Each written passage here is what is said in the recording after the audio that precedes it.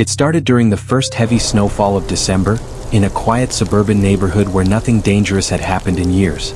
The Carter family, Mark, his wife Danielle, and their 12-year-old daughter Lily, had just finished decorating their house for the holidays. The kind of place with warm lights, a wreath on the door, and a driveway full of tire tracks from late-night grocery runs. The snowstorm that night was heavy. Thick flakes drifted down like falling ash, covering the neighborhood in a soft, silent blanket. But that stillness didn't last long. Because the next morning when the Carters stepped outside, there was a snowman in their yard. A tall one. Much taller than any child could have built. It stood halfway between the street and their front porch, with two stick arms and a head shaped almost too perfectly round. No carrot nose, no rocks for eyes, just smooth white snow, like someone hadn't finished sculpting the face yet. At first they thought it was a harmless prank. Some teenagers goofing around in the middle of the night. It wasn't a big deal, just odd. Mark knocked it over that afternoon, clearing the driveway. If someone wanted to build one again, they could do it somewhere else. But the next morning the snowman was back. In the same place, same shape, same unfinished face. Only, it was closer. This time it stood near the bushes lining the walkway, its smooth head tilted ever so slightly toward the front door. Mark tried to laugh it off, but the uneasiness settled into the house like a draft. Danielle asked if he was sure he knocked it over. He insisted he did, he even kicked it apart. Yet somehow during the night someone rebuilt it, and they made it taller. That evening, after Lily went to bed, the parents stayed up in the living room, sipping hot tea and whispering about whether they should call someone. The storm outside rattled the windows, and every now and then, the motion light on the porch flicked on for no reason. Around midnight, Mark finally stepped outside with a flashlight.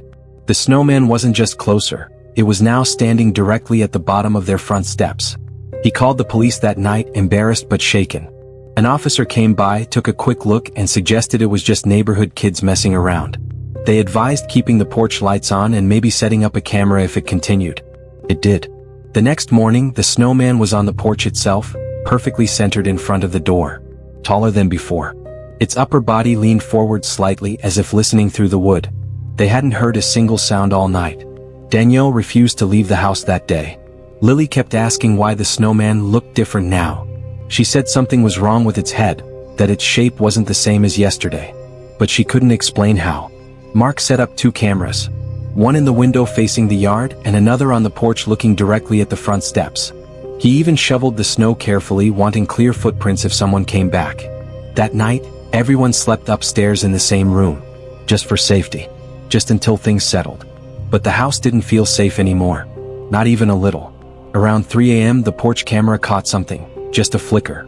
A shadow crossing the lens. No footsteps. No sound. Nothing human. When the morning came and Mark checked the footage fully, both cameras had frozen at the exact same second for almost 20 minutes. It was enough time for someone, or something, to move the snowman again. When they looked outside, Danielle screamed. The snowman was pressed directly against the glass of their living room window. Its smooth, unfinished face inches away, as though waiting for someone to come close enough to see what had been hiding beneath the snow. Mark called the police again, this time demanding they send someone immediately. 2 officers arrived. They walked the property, circled the house, and studied the ground. Something about the untouched snow bothered them. It was too perfect. No footprints except the ones the officers were leaving right then. Not even animal tracks.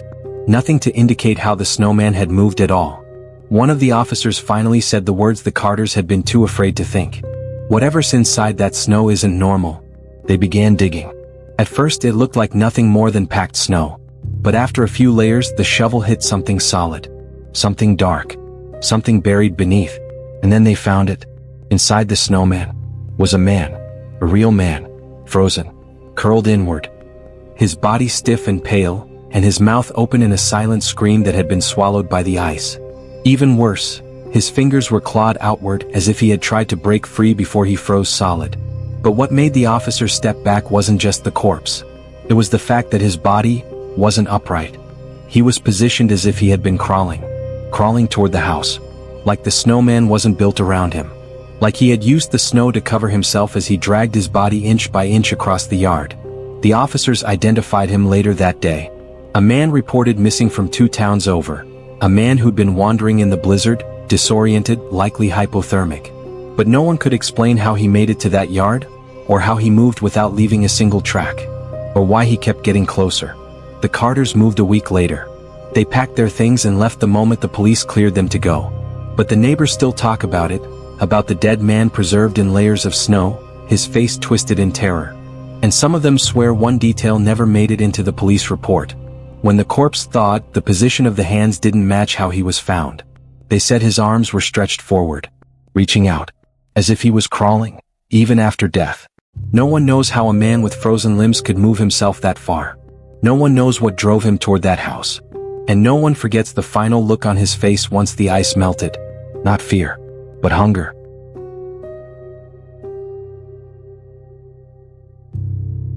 The wind had been howling all night, turning the neighborhood into a blur of white. Snow piled high against the windows, and the roads outside were barely visible under the thick, drifting layers. Inside, the house was quiet, cozy even, until the sound of someone knocking shattered the stillness. It was faint at first, almost a tap, then louder, more insistent. When the mother opened the door, a man was lying on the porch, face pale, limbs sprawled awkwardly in the snow. His clothes were soaked, his lips blue, and his eyes barely open. He looked frozen in place, a human statue trapped in a blizzard. The kids stared wide-eyed, too stunned to speak. The father was at work, leaving the mother in charge, and instinctively the children reached for the phone. "Mom, should we call 911?" one of them asked. The mother froze, her hand lingering on the doorknob. Her eyes didn't leave the stranger's face, and for a moment, something unreadable flickered in her expression. "No," she said softly. "Not yet. I know him." The children blinked, confusion mixing with fear. "You know him?" She nodded, her jaw tight. "I know him. If we call anyone, it could make things worse." The man groaned, a sound barely audible over the wind.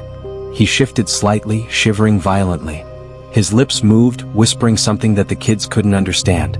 The mother stepped closer, kneeling beside him, brushing the snow off his coat. "You're safe here," she said. Her voice was calm, almost too calm, but it carried a weight that made the children hesitate.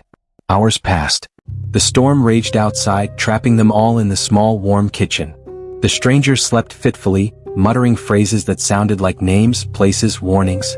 The mother wouldn't let the children touch him, wouldn't let them call anyone. She said she needed to handle it herself.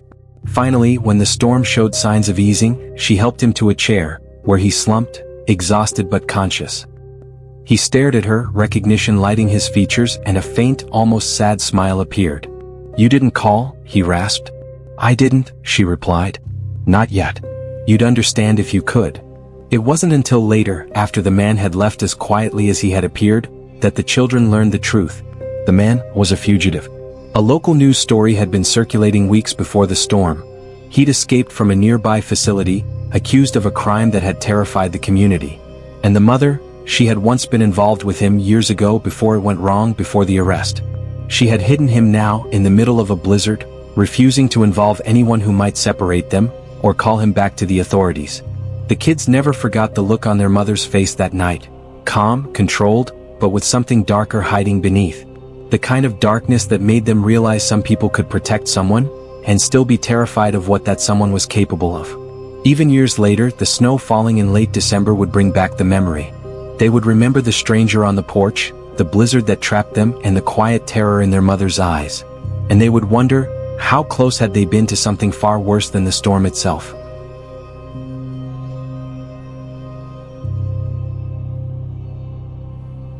It started as a simple winter getaway. Two friends, Mark and Liam, had rented a small cabin deep in the snowy woods, far enough from town to escape the crowds, but close enough to be reachable if anything went wrong. They arrived in the late afternoon, snow crunching under their boots, the sky a heavy gray. The cabin looked cozy from the outside, smoke curling lazily from the chimney, but there was something strange the moment they stepped inside. Someone was already there. A man in his 40s, tall and thin, sitting by the fire, turned slowly when they entered. He smiled, but it didn't reach his eyes. "Evening," he said. "I wasn't expecting company. Name's Greg. You must be the ones renting the place." Mark and Liam exchanged a glance but tried to stay polite. They hadn't expected anyone else. This was supposed to be private. Yet Greg was calm, almost too calm, as if sharing the cabin wasn't unusual at all. We didn't know anyone else would be here," Liam said. "We thought we had the place to ourselves." Greg chuckled, leaning back in the chair. "No worries. There's room enough for all of us. My friend's just out for a walk. Dark woods, you know how it is. Mark frowned. Your friend? Where? I mean, we didn't see anyone else walk in. Greg waved a hand casually. He'll be back.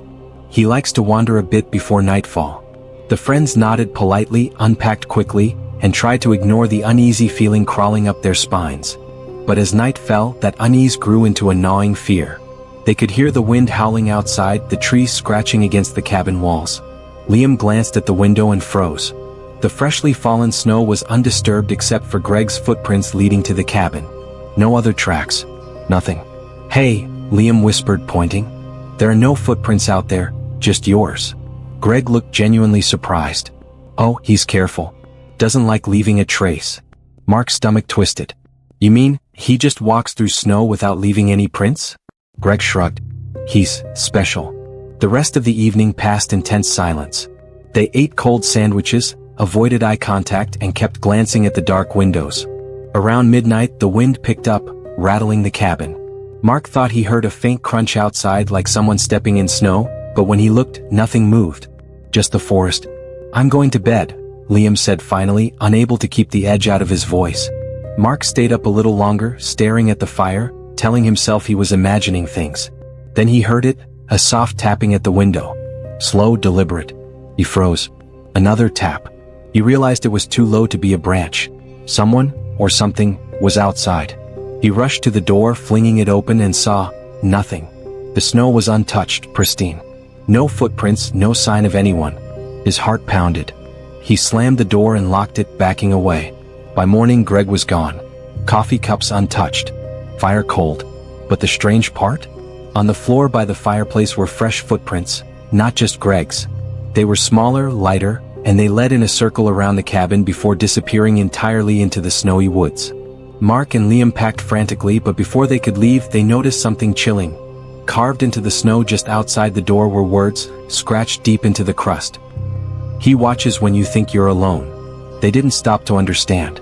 They left the cabin as fast as the snow allowed, glancing nervously at every tree, every shadow. Weeks later, when the story finally leaked online, locals whispered about a man who lived in those woods, never seen, never caught, always accompanied by someone, or something, that left no trace. Mark and Liam never returned. And every winter, when the snow falls thick and silent, they remember the cabin, the footprints, and the friend that didn't exist. Because some walks in the dark are never meant to end, and some guests never really leave.